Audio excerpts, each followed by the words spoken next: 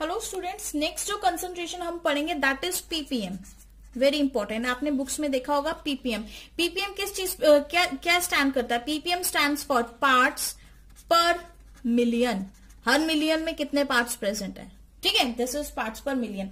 तो अगर मैं इसको डिफाइन करूं तो हम क्या बोल सकते हैं? Weight of solute present in 10⁻⁶ gram of solution. Weight of solute present in 10⁻⁶ gram of solution, ठीक है। इतने मिलियन ग्राम्स के अंदर कितना वेट आपके सॉल्यूट का प्रेजेंट है। ओके, तो सपोज करिए कि आपके पास है W ग्राम ऑफ सॉल्यूशन है, W ग्राम ऑफ सॉल्यूशन, ठीक है। W ग्राम सॉल्यूशन में X ग्राम सॉल्यूट प्रेजेंट है। W ग्राम सॉल्यूशन में कितना सॉल्यूट प्रेजेंट है? आपका X ग्राम सॉल्यूट प्रेजेंट है। तो वही मैंने पूछ लिया कि 1 ग्राम में कितना सॉल्यूट प्रेजेंट होगा, तो आप क्या करेंगे? X/W, यही होगा, ठीक है। अगर मैं बोलूं 10⁻⁶ ग्राम, इतने मिलियंस में बताओ कितना प्रेजेंट, तो हम क्या बोलेंगे? X/W इंटू 10⁻⁶, है ना। तो इससे हमारा फॉर्मूला भी आ गया पीपीएम का। पीपीएम स्टैंड्स फॉर, पीपीएम का फॉर्मूला क्या बना यहां से? मास ऑफ सॉल्यूट ग्राम में divided by mass of solution into 10⁻⁶, ठीक है। ये आपकी आ गई पार्ट्स पर मिलियन की फॉर्मुलेशन। यहां से आप पार्ट्स पर मिलियन फाइंड आउट कर सकते हैं। अब एक और इंपॉर्टेंट चीज, कई बुक्स में आपको पीपीएम की जगह मिलेगा पीपीबी। क्या मिलेगा? पीपीबी। तो व्हाट इज पीपीबी? पीपीबी क्या स्टैंड करता है? पीपीबी स्टैंड्स फॉर पार्ट्स पर बिलियन। पार्ट्स पर बिलियन, ओके। तो पार्ट्स पर बिलियन, जो बिलियंस है वो क्या रिप्रेजेंट करेगा? आपका 10⁻⁹, है ना। तो बस वहां पर फॉर्मूला क्या बनेगा? पीपीबी में अगर पूछ लिया जाए तो पीपीबी का फॉर्मूला क्या होगा? Mass of solute in grams divided by mass of solution into 10⁻⁹।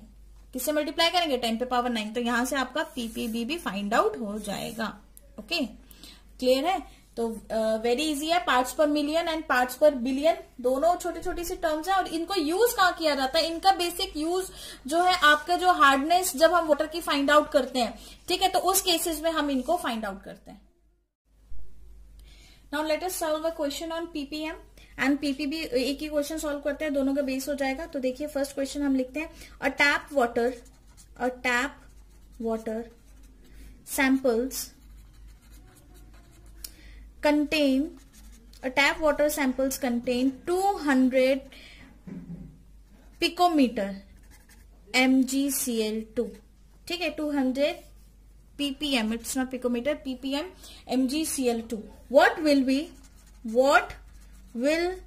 be concentration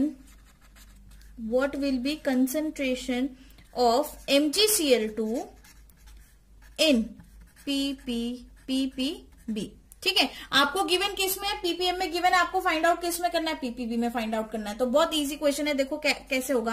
अब आपको पता है कि जो पीपीएम होता है, पीपीएम क्या होता है? पीपीएम का मतलब क्या होता है? हम क्या बोलेंगे पीपीएम को डिफाइन करने के लिए? जो हम टर्म यूज करते हैं वो क्या बोलते हैं? 10⁻⁶ ग्राम्स के अंदर कितना आपका सॉल्यूट प्रेजेंट है, यही बोलते हैं पीपीएम के लिए, है ना। तो अब देखिए, जब हम इसको सॉल्व करेंगे तो हम कैसे सॉल्व करेंगे? इसको यूनिटरी मेथड से ही सॉल्व करते हैं।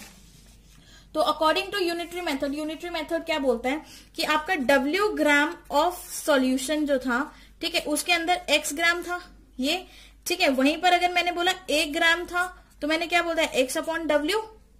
अब यहां पे जो मुझे सॉल्यूशन गिवन है वो 200 ppm गिवन है, ठीक है, मतलब सॉल्यूट गिवन है वो 200 ppm गिवन है। तो इसका मतलब 10⁻⁶ ग्राम ऑफ सॉल्यूशन में कितना सॉल्यूट है?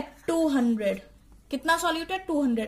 तो अगर मैंने बोला कि भाई 1 ग्राम में बताओ, तो आप क्या करोगे? 200 डिवाइडेड बाय 10⁻⁶, ये कर दिया आपने, ठीक है।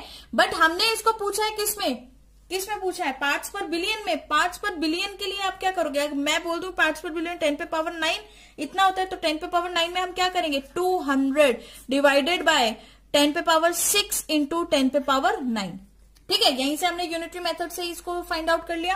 अब देखिए आपका क्या आएगा, इसको इससे कैंसिल करो, तो यहाँ पे क्या रह गया? 3 6 9 में से 6 0 आपने कैंसिल कर दी, कितनी बची? 9 minus 6 is equal to 3 zeros upon 2। तो आपका यहां से कैंसिल आउट होके जो आंसर आएगा दैट इज कितना आएगा 2 इंटू 10 पे पावर 5, क्योंकि ये 2 जीरो इसके साथ लग जाएंगे, ठीक है। तो आपके पास जो आंसर आएगा पीपीबी में वो कितना आएगा, पीपीबी आएगा is equal to 2.5, 2 into 10 power 5 PPB.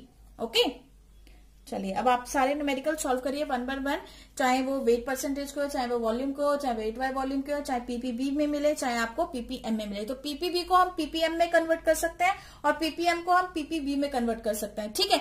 बस कंडीशन क्या अप्लाई होती है कि आपको इस तरह से लिखना आना चाहिए। अगर आपको पता लग गया कि W ग्राम ऑफ सॉल्यूशन में X सॉल्यूट है तो 1 ग्राम में आपने फाइंड आउट कर लिया, ठीक है। हमें गिवन था 200 पीपीएम, हमें कितना गिवन है 200 पीपीएम, हमें 200 पीपीएम गिवन है ना, 200 पीपीएम गिवन है। तो 200 पीपीएम का मतलब क्या होता है, 10 पे पावर 6 ग्राम में 200 सॉल्यूट है ना, 200 ग्राम ऑफ सॉल्यूट है, ग्राम ऑफ सॉल्यूट लिख लेते हैं यहाँ पे, 200 ग्राम सॉल्यूट है। तो 1 ग्राम में कितना होगा, 200/6 किया, अब 10 पे पावर 9 में निकालना, तो बस बिलियंस कितना होता है 10 पे पावर 9, तो आपने यहाँ से इसका आंसर फाइंड आउट कर लिया। ओके, चलिए नोट डाउन करिए and thank you for listening.